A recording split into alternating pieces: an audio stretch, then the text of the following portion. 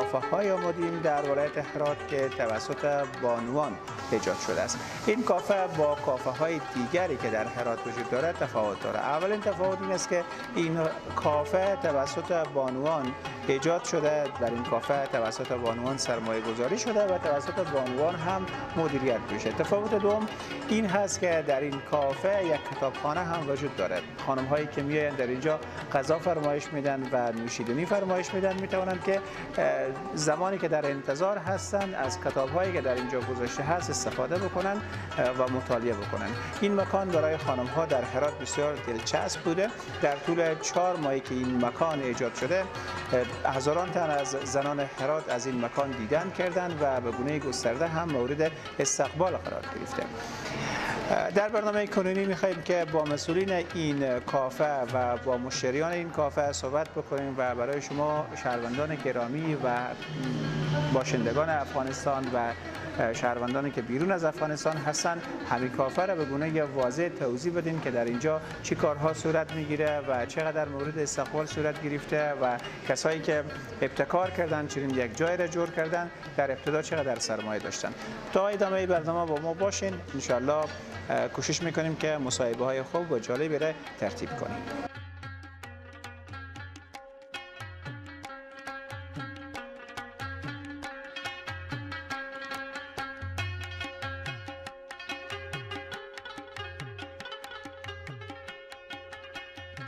با سلام دوباره بینندگان گرامی، طوری که در ابتدای برنامه گفتیم شماری از خانم ها در ولایت هرات یک کافه را جور کردن که در اینجا شمار زیادی از زنان میآیند وقت خود را سپری میکنند و همچنان مطالعه میکنند و در اینجا قهوه می نوشند. این مکان یک مکان متفاوت هست و مخصوص زنان هست. تفاوت این مکان این است که در اینجا هم می توانند قهوه بنوشند و هم می توانند از کتاب‌های مورد نظر خود و کتاب‌های دلخواه خود استفاده کنند. برای اینکه این مکان چه تأثیراتی میتونه روی روح و روان زنان داشته باشه بیشتر با مسئول و بنیانگذار این رستوران بانو مرجان عزیزی صحبت خواهیم کرد. سلام خانم عزیزی، وقت شما بخیر. به شما بخیر باشم. سلامت باشید. خانم عزیزی، من حیث نخستین سوال میخوایم این گونه پرسان کنم.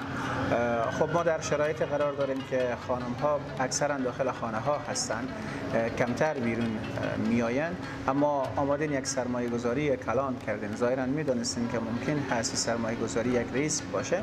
میخوایم پرسان کنم چی سبب شد که باز هم با وجود این همه مسائل شما آمدین سرمایه گذاری کردین؟ در کل ما این مکان با خواهر برادرها یک جایی شروع کردیم و ساختیم. بیشترین حمایتی که داشتیم از طرف پدر مادر بود. اونها حمایت کردن چون همگی ما میدونستیم داریم یک ریسک میکنیم، چون این کافه داشتن مخصوصا در بخش خانم ها اصلا یک چیزی بود که وجود نداشت و کلا فرهنگسازی نشده بود. همگی میگفتن ریسک میکنه، اما پدر مادر میگفتن من چنین ریسکی انجام بدیم، شما جوانیم با تجربه کسب کردن میتونیم آینده خود تضمین کنیم. پس ما این ریسک انجام دادیم و فعلا از این ریسک راضیم که انجام دادیم. درسته. در مورد اینکه زنان هرات چقدر نیاز دارن به چنین مکان‌هایی بیایید صحبت کنیم. در کل اما قسم که برای ما ثابت شده دختران هرات دختران هنرمند و قوی هستند و هرچی محدودیت ها بر آنها بیشتر میشه اونا کارهای ابتکارات بیشتری انجام میدن. چنین مکان‌های باعث میشه که اونا ارتباطات اینا قوی تر شه و بتونن افکاری که دارن با یکدیگر در جریان بگذارن و ابتکارات جدیدتری راه بدن. خب شما صحبت کردین که چرا آمدین چنین یک مکان را تأسیس کردین، اما در مورد هزینه ابتدایی و مصارفی که در حال حاضر صورت گرفته در طول این 4 ماه بیایم صحبت بکنیم که چقدر در کل سرمایه گذاری کردین و این پول از خود شما بوده یا خانواده و اقارب و دوستا کمک کردن و سبب شده که شما سرپای استاد بشه؟ من قبلا در مصاحبه هایی که در باره رسانه‌های دیگر دادم مبلغ هایی گفتم که چون ما فامیلی کار میکنیم حساب کتاب کلی انجام نمیدیم، چون هر کدوم ما به نوبه خود خریداری های انجام میدیم و بعد از او کوشش میکنیم کافه رونق بدیم. کسی خیلی حساب کتاب نمیکنه بین ما، چون ما در قبلا هم مصاحبه های اجرا کردم و مبالغ غیر بازگو کردم که باعث شد مردم اشتباه برداشت کنن. ما این مکان خانوادگی ساختیم، پس چنین حساب کتاب کلی نداریم. هر کدوم به نوبه خود خریداری های اجرا میکنه، کوشش میکنیم کافه رونق بدیم. این مکانی که ما گرفتیم از اول یک مارکتی بود و اصلا پایه و اساس رستوران یا کافه ای نداشت، کلا مخروبه ای بود. ما از گچکاری گرفته تا رنگمالی و تا تزیین و همه چیز اجرا کردیم و کلا با فامیل انجام دادیم. هر کدوم ما یک قسمت از کار گرفتیم تا بتونیم سریعتر افتتاح کنیم و اینا. ما بار اول که افتتاح کردیم مکان خیلی کوچکتری بود، چون فکر میکردیم همونطور بازگو کردیم ریسک بود، فکر نمیکردیم که استقبال شه. بعد استقبال که دیدیم گفتیم اوکی بیایم از اینی بیشتر متقابل شه و مکان بیشتر برای خانم ها حالی که حمایت کردم ارائه بدیم. پس هنوزم من نمیتونم به شما یک عدد کلی بگم، چون بازم میگم ما فامیلی داریم کار میکنیم و ایج حساب کتاب دقیقی نداریم بین خود. اما برای شما باید بگم که اگر چنین مکانی میخوایم بسازیم از این بالای 15 لک افغانی نیازه، چون بیشتر وسایل یا چیزی که نیاز بر کافه داری در افغانستان پیدا نمیشه و باید اونها رو از خارج از کشور برای خود بیاریم یا پیدا کنیم یا بسازیم، از صفر باید بسازیم. و کلا از اینها از اوایل از طرف پدر مادر گرفتیم، بعد دیگه چون از اینا داره بالاتر میره سخت‌تر میشه. ما کمک هایی هم نیز دریافت کردیم. از این که فرصت دادین و صحبت کردین، در قسمت بعدی برنامه با کارمندای شما حتما صحبت میکنیم و مشتریان را نیز به تصویر خواهیم کشید. میخوایم گفتنی آخر شما رو داشته باشم، مینس یک بانو چی گفتنی دارین؟ چی باید بشه با همین شرایطی که ما و شما در افغانستان داریم؟ آیا نیاز هست که بانوها ابتکار بکنن، کار رو انجام بدن و یا نه در خانه بشن؟ در کل من کوچکتر از اونم که بخوام نظر چیزی بدم، چون ما دختر خانم ها و خانم هایی داریم که خیلی زیاد زحمت کشن و قبلا پیش از من در ولایت کارهای انجام دادن، باعث شده که کلا نام خانم ها در کشور، در جامعه، در جهان قوقا بپا کنه. اما چیزی که خودم تجربه کسب کردم این بود که 2 سال کامل کوشش کردم بیشتر در خانه باشم، حالا به صورت آنلاین یا صنف‌های گرفتم، اما بازم میتونم کلی‌تر بگم در خانه بودم و این پیشرفت بر من ایجاد نکرد و من یک انسانی بودم که عقب مانده بود از جامعه. پس ریسک کردم، از خانه بیرون شدم و کاری را انجام دادم و فعلا خیلی راضیم از اینکه ریسک کردم. پس به تمام دختر خانم‌های عزیز میگم که راه حل نشستن در خانه نیه، ترس نیه، باید کوشش کنیم نترسیم، یک کاری را انجام بدیم. شاید او چیز قبلا نظر به فرهنگ انجام نشده باشه، شما اموده ایجاد کنید و فرهنگ سازی کنید، شما اولین نفر باشید و بعد میبینید که پیروهای زیاد خواهید داشت. بینندگان گرامی، در ادامه برنامه در کنار یک تن دیگر از مسئولین ای کافه هستیم. با ایشان میخوایم صحبت داشته باشیم در مورد این که در طول 4 ماه گذشته استقبال زنان از این کافه چگونه بوده و همچنان این کافه تنها مخصوص زنان هست و یا فامیلیا هم میتوانند که در این کافه شرکت بکنند. سلام، وقت شما بخیر. سلام، وقت شما بخیر. تشکر، ممنون از اینکه وقت گذاشتین. استقبال خانم ها در 4 ماه چگونه بوده؟ باید در قدم اولی بگم که اصلا همچین بازخورد ما مد نظر نداشتیم، اصلا همچین تصور نداشتیم که خانم‌ها بیان اینقدر از ما استقبال بکنن، حمایت بکنن و به ما انگیزه بدن، رویه بدن. چون ما اولین بار که کار شروع کردیم از یک مقدار پول اندک شروع کردیم، چون فکر می‌کردیم استقبال نمیشه، حمایت نمیشه، میشه یک چیزی که مثلا یک نقص برای ما میشه. ولی وقتی افتتاح کردیم، استقبال دیدیم، خیلی خوشحال شده و این به ما انگیزه داد که فضا کلانتر کنیم و از خانم‌ها بیشتر استقبال بکنیم، فضا داشته باشن، امکانات بیشتری داشته باشن و استقبال اینا خیلی عالی بود. در گوشه از این کافه دیده میشه که شما یک کتابخانه کوچک هم دارین. همین ذهنیت چگونه خلق شد که شما باید یک کتابخانه داشته باشین؟ رابطه خانم ها با کتاب چگونه هست؟ آیا فکر میکردین که رابطه زن با کتاب یک رابطه قوی هست که این کار را کردین یا آمدین یک ابتکار کردین؟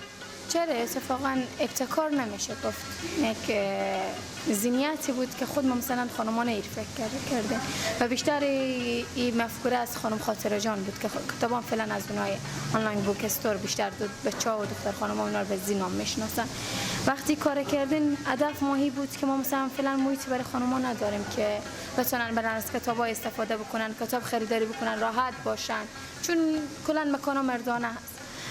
ایده از خاطر جان گرفتین و اونام استقبال کردن و ما یک کتابخانه کوچک نسبتا کوچکه، چون هرچه کتاب بیشتر باشه طرز فکر و اینا کلا بازتر میشه. کتابخانه کوچک بزنن و دختر خانم خیلی استقبال کردن، حمایت کردن و فکر کنم یک مکانی برای از کسی بخواد خاطر خالی بکنه یا راجع به یک چیزی معلومات پیدا بکنه از اینجا مراجعه بکنه. چی فکر میکنین چقدر میتونه که این مکان بقا داشته باشه، رشد بکنه و آیا برنامه‌هایی هم به خاطر گسترش این کافه خود دارین؟ چرا که نه، 100%، چون خود شما میفهمین هرچی مکان به یک نواختی باشه خستکون میشه، باید همیشه تنوع ایجاد کرد، تغییرات آورد. نه ما به فکر بیشتر از این هستیم، انشالله خدا بخواد میتونه شبهات دیگره بزنه، چون روی می پروژه کار میکنه.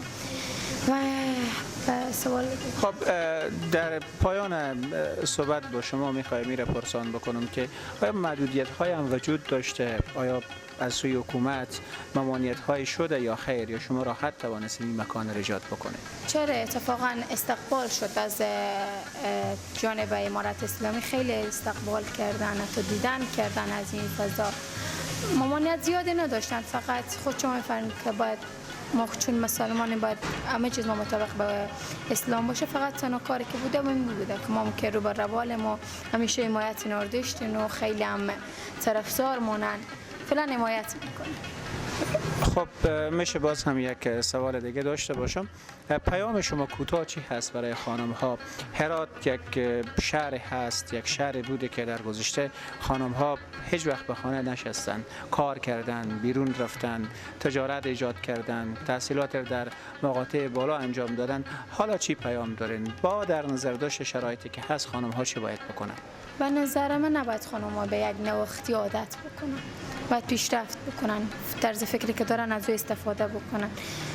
ولو که هر مامانی میای جلو رو اینا باید رویی داشته باشن، دنبال همچین فضای بیشتر بگردن، همچین فضای بیشتر ایجاد بکنن که خود ما یکی از کسایی که خوش داریم حمایت میکنن، هر کمک از ما ساخته باشه برای از دختر خانوما میکنن که نمیخوایم اون منبع یا اون جایی که به شما فعلا معلومات بدیم شاید کدام مشکلی پیش بشه، افتتاح نشه، ولی یک ولایت فعلا از ما نظر میگیره، ما پشتیبانی از اون میکنن که میخوای به زودترین فرصت بازم یک کافه بزنه برای دختر خانوما در ولایتی که کلا دختر خانوما اصلا همچین انگیزایی ندارن، همچین جایی نیست و ما کوشش میکنیم از این فضا بیشتر بشه و دختر خانوما بتونن استفاده کنن. تشکر از شما.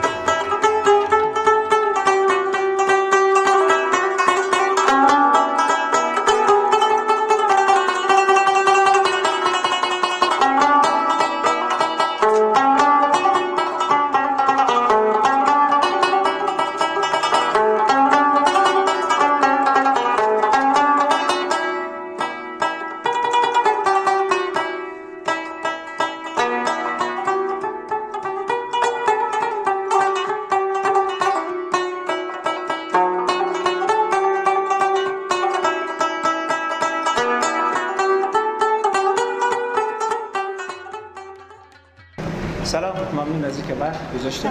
در ابتدا صحبتی داشته باشیم چی شد که شما در یک کافه بیاین یک کتابخانه ایجاد بکنید؟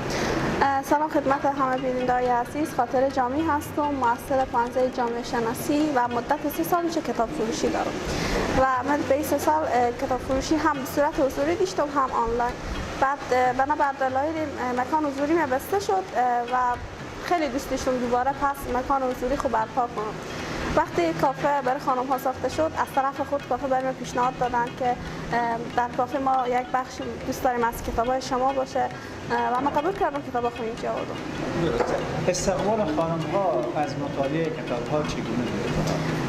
خیلی عالیه.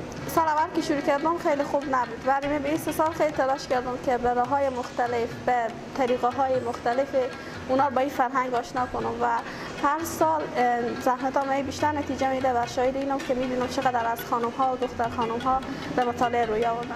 درست. این کتاب‌ها رایگان در اختیار خانم‌ها گذاشته میشه، یعنی جزء کافه هست یا نه هزینه متفاوت؟ این کتابایی که به کافه هست هم به صورت رایگان بیان اینجا بشینن بخونن، یعنی راحت میتونن اینجا مطالعه کنن، هم به صورت کرایه که میتونن کتابا بگیرن و برن به خونه مطالعه کنن پس بیارن، کارت عضویت داریم و هم میتونن بخرن. چقدر هزینه کردیم تا کتابخانه رو در اینجا جور کردیم؟ قفس‌ها اینا که خود اینا تیار کردن و کتابایی که اینجا هست حدود 60-70 هزار میشه، چون هم این بخش داریم هم بخش آقایان. فرهنگ کتابخوانی یوسفی متوجه بشی کت کنی. خب فرهنگ کتابخوانی بین مردا خیلی رشد نکرده، بین خانم‌ها چی هست؟ از دیدگاه من اتفاقا بین هر دو تا رشد کرده، اتفاقا باز من فکر می‌کنم بین آقایان بیشتر رشد کرده. نظر به دیدگاه من آقایان خیلی خرید می‌کنن، خانم‌ها هم همچنان، ولی آقایان بیشتر. تشکر. خواهش می‌کنم.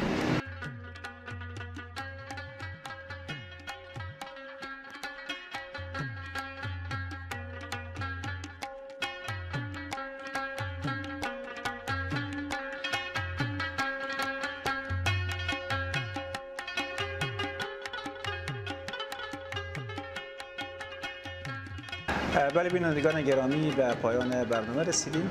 این کافه در مرکز شهر هرات هست، مکانی هست که خانم ها می توانند دسترسی داشته باشند و بیایند در اینجا نوشیدنی میل کنند، غذا میل کنند و همچنان کتاب بخوانند و اوقات بیکاری خود در اینجا سپری کنند. تا برنامه دیگر که در خدمت شما قرار خواهیم گرفت، شما رو